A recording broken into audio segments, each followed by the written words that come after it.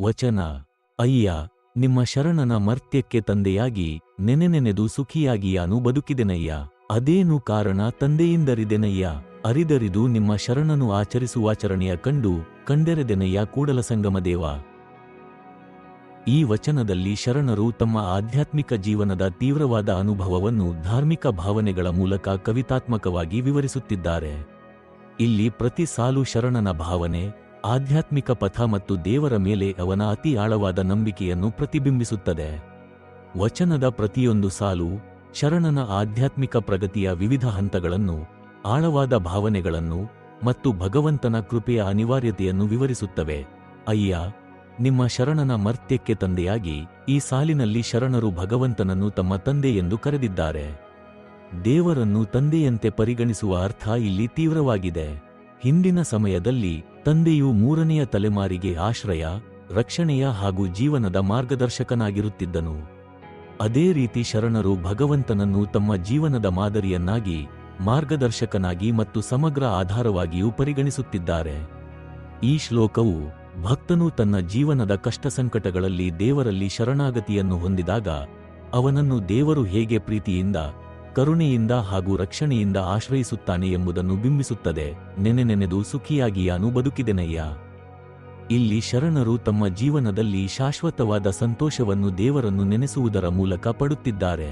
ನೆನೆನೆನೆದು ಎಂಬುದು ನಿತ್ಯ ಭಗವಂತನ ಸ್ಮರಣೆ ಮತ್ತು ಭಕ್ತಿಯ ನಿರಂತರತೆಯನ್ನು ಸೂಚಿಸುತ್ತದೆ.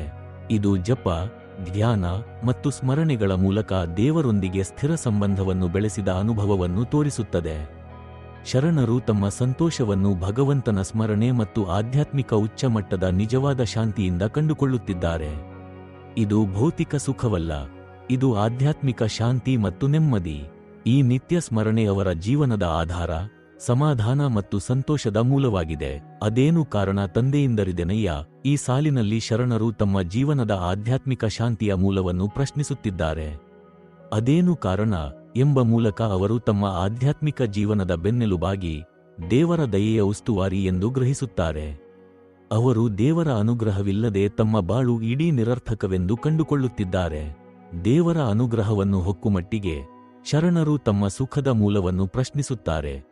ಆದರೆ ಆ ಮೂಲ ಅವರ ಪಾಲಿಗೆ ದೇವರ ದಯೆಯಲ್ಲದೆ ಬೇರೆ ಏನೂ ಆಗಿರುವುದಿಲ್ಲ ಎಂದು ತಿಳಿಯುತ್ತಾರೆ. ಅರಿದರಿದು ನಿಮ್ಮ ಶರಣನು ಆಚರಿಸುವಾಚರಣೆಯ ಕಂಡು ಈ ಸಾಲು ಶರಣನ ಜೀವನದ ಆಚಾರ, ನಿಯಮ ಮತ್ತು ಜೀವನ ಪಾಠಗಳನ್ನು ವಿವರಿಸುತ್ತದೆ.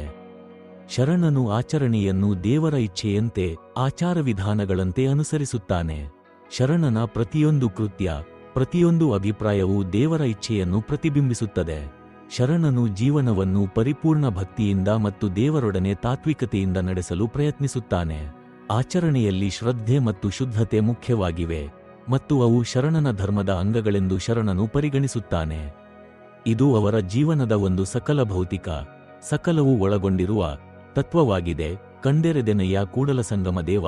ಈ ಸಾಲಿನಲ್ಲಿ ಕಂಡೆರೆದೆನಯ್ಯ ಎಂಬುದರ ಅರ್ಥ ಜಾಗೃತಿಗೆ ಬರುವ ಎಂಬುದಾಗಿದೆ. ಭಗವಂತನ ದಯೆ ಮತ್ತು ಅನುಗ್ರಹದಿಂದ ಶರಣರು ತಮ್ಮ ಆಧ್ಯಾತ್ಮಿಕ ಜೀವನದಲ್ಲಿ ಹೊಸ ಬೆಳಕು ಕಂಡಿದ್ದಾರೆ. ಅದು ಅವರಿಗೆ ನಿಜವಾದ ಅರಿವನ್ನು ಮತ್ತು ಜ್ಞಾನವನ್ನು ತಂದಿದೆ. ಕಂಡೆರೆದೆನ ಎಂದರೆ ಅದು ಭಗವಂತನ ಪ್ರಭಾವದಿಂದ ಒಂದು ಹೊಸ ದೃಷ್ಟಿಕೋನದಲ್ಲಿ ಜೀವನವನ್ನು ಅರಿತಂತಾಗಿದೆ. ಇದರಲ್ಲಿ ಶರಣನ ಆತ್ಮವು ಆಧ್ಯಾತ್ಮಿಕ ಜಾಗೃತಿಗೆ ಬಂದಿದೆ ಮತ್ತು ಹೊಸ ಬದಲಾವಣೆಯನ್ನು ಅನುಭವಿಸುತ್ತಿದೆ. ಕೂಡಲ ಸಂಗಮದೇವ ಎಂಬುದು ಶರಣನ ಆರಾಧ್ಯ ದೇವತೆಯ ಬಿರುದು ಮತ್ತು ಈ ದೇವರಲ್ಲಿ ಶರಣನು ಸಂಪೂರ್ಣ ಶರಣಾಗತಿಯ ಭಾವನೆ ಹೊಂದಿದ್ದಾನೆ. ಸಾರಾಂಶ.